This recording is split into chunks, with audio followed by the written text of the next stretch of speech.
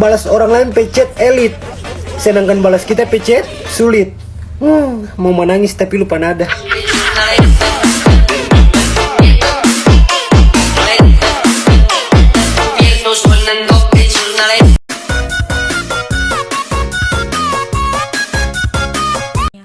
Yang pertama ada pengertian karya tulis ilmiah.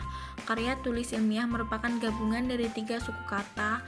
Menurut Kamus Besar Bahasa Indonesia, karya dapat diartikan sebagai hasil sebuah usaha, upaya, perbuatan, atau ciptaan. Sedangkan tulis atau menulis memiliki arti segala kegiatan yang terkait dengan huruf, angka, pena, atau media tulis yang lain.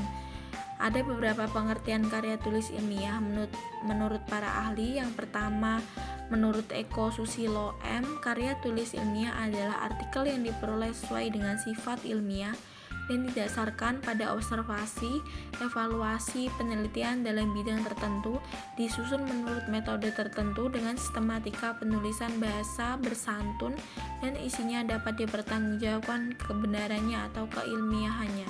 Yang kedua, menurut Dwi Loka dan Triana, karya ilmiah atau artikel ilmiah adalah karya seorang ilmuwan dalam bentuk pembangunan yang ingin mengembangkan ilmu pengetahuan, teknologi, dan seni yang diperoleh melalui literatur, koleksi pengalaman, dan penelitian.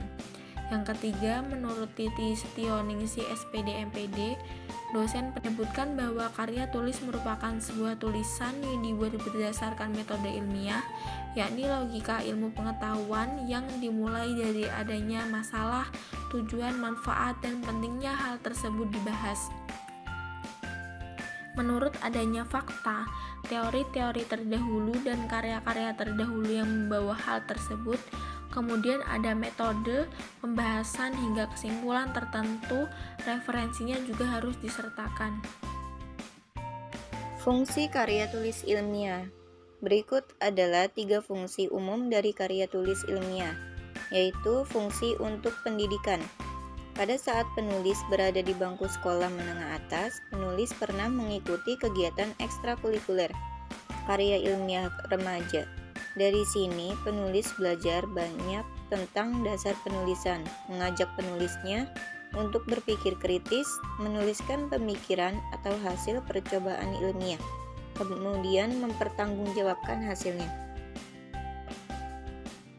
Dari sini, karya tulis ilmiah dimanfaatkan untuk mengembangkan penelitian seseorang dengan menghadirkan pengetahuan-pengetahuan baru. Setelah memperoleh data-data yang akurat, diolah, disimpulkan, kemudian diterapkan dalam kehidupan. Selanjutnya, fungsi fungsional berarti karya tulis ilmiah dapat menjadi media pengembangan pengetahuan sebagai bahan tinjauan pustaka untuk kebutuhan dari berbagai disiplin ilmu. C. Manfaat karya tulis. Karya tulis ilmiah. 1. Dapat melatih pengembangan keterampilan membaca yang efektif. 2. Sebagai pengenalan terhadap aktivitas kepustakaan. 3. Mendapatkan kepuasan intelektual. 4. Memperluas cakrawala ilmu pengetahuan. 5. Sebagai bahan acuan atau penelitian pendahuluan untuk peneliti selanjutnya. 6. Sebagai peningkatan perorganisasian fakta dan data secara sistematis. 7. Dapat melatih untuk menggabungkan hasil bacaan dari berbagai sumber. D. Jenis-jenis karya tulis ilmiah. Ketujuh artikel ini adalah yang pertama. Artikel. Artikel adalah sebuah karya tulis yang isinya berupa gagasan atau fakta yang dapat membujuk, meyakinkan, mendidik, serta menghibur pembacanya. Biasanya artikel memiliki panjang kalimat dengan sejumlah karakter tertentu. Yang kedua adalah makalah. Makalah adalah jenis karya tulis yang bersifat ilmiah. Biasanya, makalah ditulis untuk keperluan terkait dengan pendidikan. Dalam penyusunannya, diperlukan data pendukung dari hasil observasi lapangan dari sebuah masalah dalam penelitian.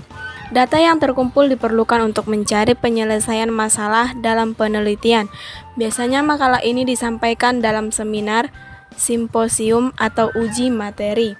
Yang ketiga adalah skripsi. Skripsi adalah istilah yang digunakan di Indonesia untuk mengilustrasikan suatu karya tulis ilmiah berupa paparan tulisan hasil penelitian mahasiswa sastra 1 atau S1.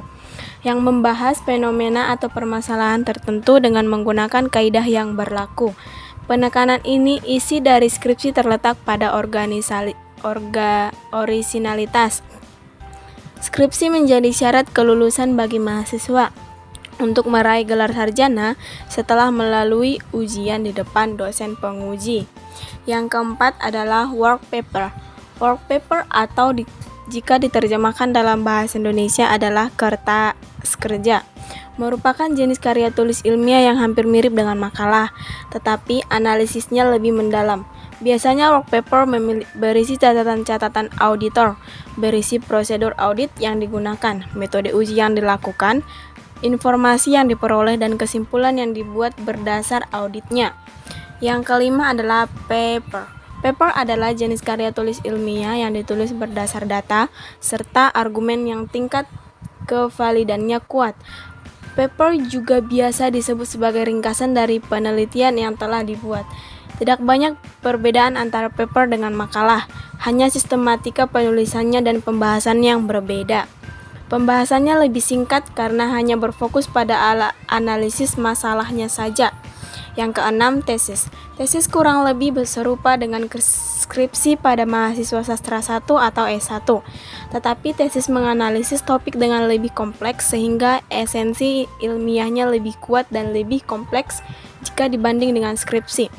Tesis dibuat sebagai syarat kelulusan untuk meraih gelar magister atau master yang ditempuh oleh mahasiswa pasca sarjana atau S2.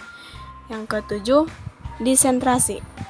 Setingkat lebih tinggi dari tesis, ada yang biasa disebut disertasi. Karena setingkat lebih tinggi, disertasi digunakan sebagai syarat kelulusan untuk meraih gelar doktor bagi mahasiswa program studi sastra 3 atau S3. Struktur karya tulis ilmiah. Setiap karya tulis ilmiah memiliki style guide atau selingkung yang berarti pedoman tata cara penulisan yang ditentukan oleh jenis tulisan dan tujuan karya tulis ilmiah ini dibuat.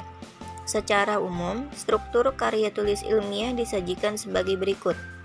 Pertama, halaman judul. Judul karya diangkat berdasar tema dari karya tulis ilmiah yang akan dibuat. Judul hendaknya ditulis secara unik dan semenarik mungkin, sehingga memunculkan keingintahuan dan rasa penasaran bagi calon pembacanya. Yang kedua, abstrak. Abstrak merupakan ringkasan dari keseluruhan isi suatu karya tulis ilmiah. Abstrak berfungsi memberikan penjelasan kepada pembaca, agar secara cepat pembaca memahami isi, maksud, dan tujuan dari penulis menuliskan karya tulis ilmiah tersebut. Abstrak bersifat informatif, namun tidak terlalu panjang penulisannya, kurang lebih 250 kata. 3. Pendahuluan. Dari dasar kata pembentuknya, kita tahu bahwa pendahuluan ini berada di depan sebagai pemberi salam atau pembaca. Pendahuluan biasanya menceritakan alasan penulis melakukan penelitian, apa yang melatar belakangi penelitian ini dilakukan, menceritakan tujuan serta manfaat dari karya tulis ilmiah ini dibuat.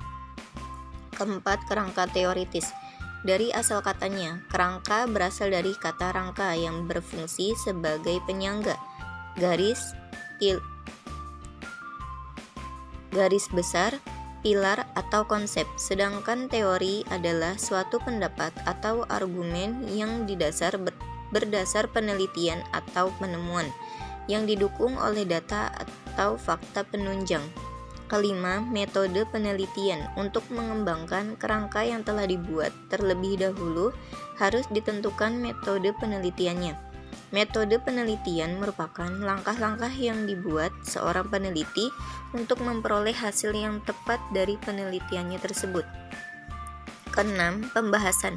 Pembahasan menjadi bagian yang paling panjang pada penulisan karya tulis ilmiah. Pembahasan ini berfungsi menjelaskan tujuan, manfaat, metode, kerangka teori, serta rumusan masalah yang disertai dengan data-data yang diperoleh. Jika karya tulis ilmiah ini dibagikan ke khalayak umum, yang akan memunculkan tanya jawab adalah pada bagian ini. Ketujuh, kesimpulan dan saran. Kesimpulan selalu berada di bagian akhir sebuah karya tulis ilmiah yang berisi pendapat dari si penulis atas semua yang telah dibahas. Tujuannya adalah agar pembaca memperoleh wawasan baru dari subjek yang telah dibahas. Kedelapan, daftar pustaka. Daftar pustaka merupakan sebuah daftar yang berisi sumber teori yang digunakan oleh si penulis dalam penelitiannya.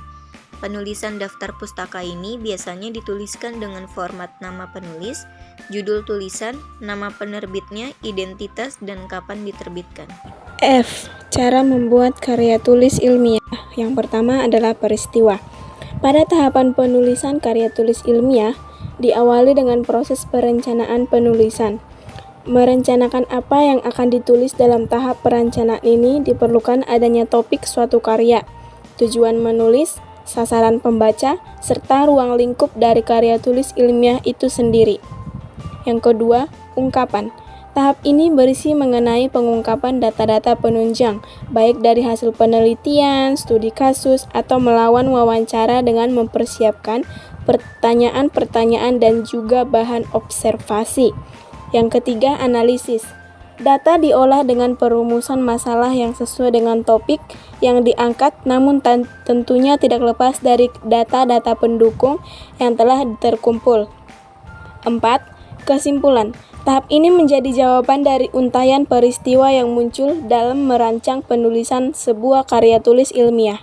5. Terapkan. Perencanaan penulisan yang rapi dan sistematis tidak akan menghadirkan manfaat jika tidak diterapkan dengan baik. Penerapan dalam pembuatan karya tulis ilmiah adalah mulai menulis.